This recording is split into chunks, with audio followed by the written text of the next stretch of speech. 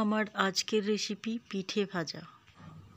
এখানে আমি কিছু পিঠে রেডি করে রেখেছি, মশলা দিয়ে ফ্রাই করব। পরিমাণ মতো রিফাইন অয়েল দিয়ে দিলাম। এরপর গোটা জিরে, শুকনো লঙ্কা আর গ্রেট করে রাখা আদা দিয়ে দেব। এই পিঠেটা আমি চাল গুঁড়ো আর খোয়া ক্ষীর দিয়ে বানিয়েছি। এই মশলাটা কিছুক্ষণ ফ্রাই করে নেব।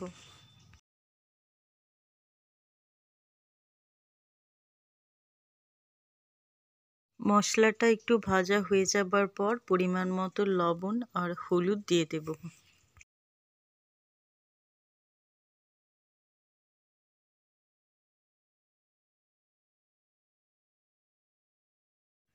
এবার পিঠেগুলো দিয়ে বেশ কিছুক্ষণ নাড়াচাড়া করে ভেজে নেব।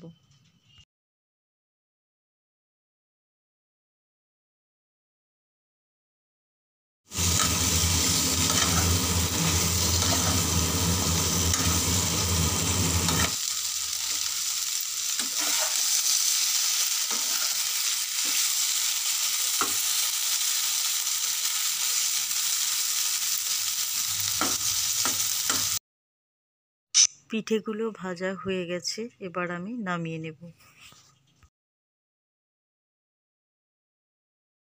Thanks for watching. Please like and subscribe.